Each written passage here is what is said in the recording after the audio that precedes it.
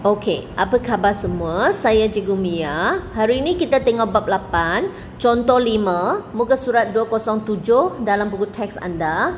Okey, locus, kalau locus itu ialah pembahagi dua sama serenjang.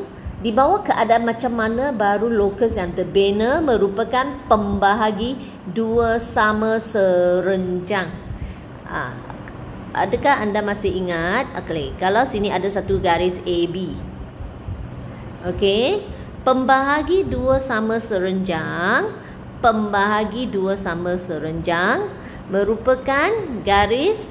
Okey, apa itu pembahagi dua sama serenjang? Ialah pembahagi dua sama serenjang ialah garis yang potong atau bahagi garis AB ini kepada dua bahagian yang sama panjang dan sudut ini mesti 90 darjah. Garis begini yang dipanggil pembahagi dua sama serenjang. Okey, ini pembahagi dua sama serenjang bagi garis AB sebab dia bahagi AB jadi dua bahagian yang sama panjang.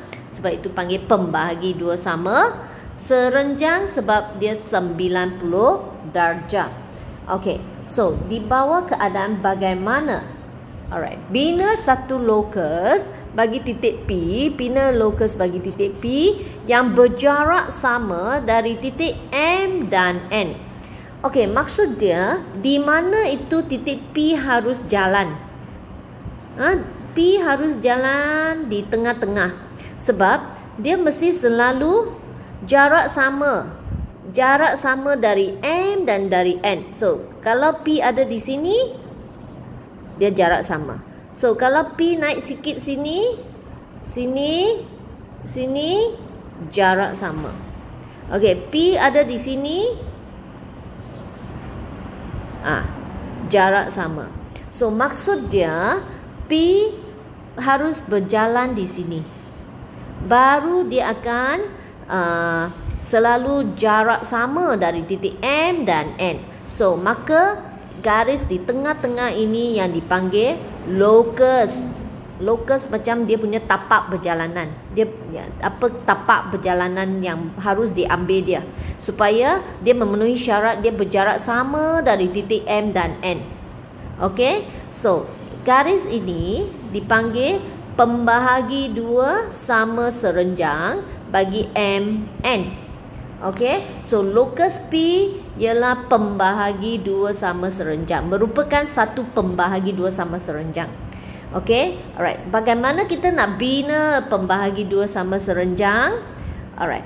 So, pada titik MN, ini titik MN yang diberi.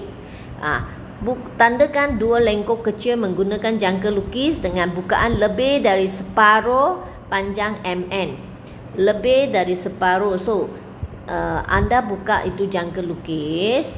Okey, bukaan dia lebih panjang dari separuh MN, lebih kurang begini maksud dia.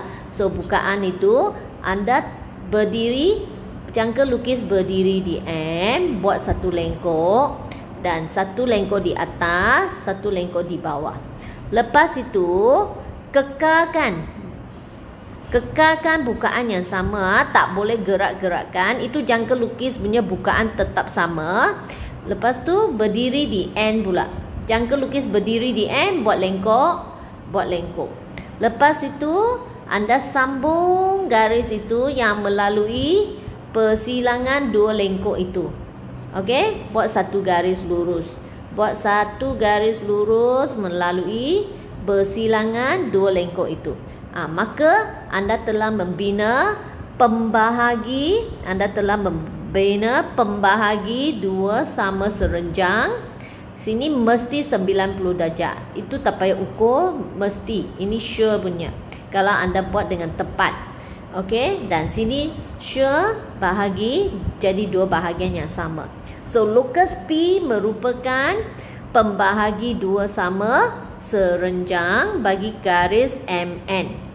Kalau syarat dia yang diberi, kalau soalan tanya, dia P kalau selalu mesti jarak sama dari MN, mana P itu harus bergerak? Dia harus bergerak di atas garis inilah. supaya dia selalu jarak sama daripada M dan N. Kalau dia bergerak sini, jarak sama dari MN. Kalau dia bergerak sini, jarak dia sama dari MN. So, dia mesti bergerak di tengah-tengah sini. Garis ini yang dipanggil locus. Macam mana seolah-olah tapak perjalanan dia. Harus dia berjalan mana? Jalan berjalan. Jalan dia yang diambil oleh dia untuk memenuhi syarat itu. So, secara amnya, locus bagi satu titik yang berjarak sama dari dua titik tetap. Okey, dia kata dia mesti selalu jarak sama dari dua titik tetap. Maka locus itu ialah pembahagi dua sama serenjang bagi garis tersebut.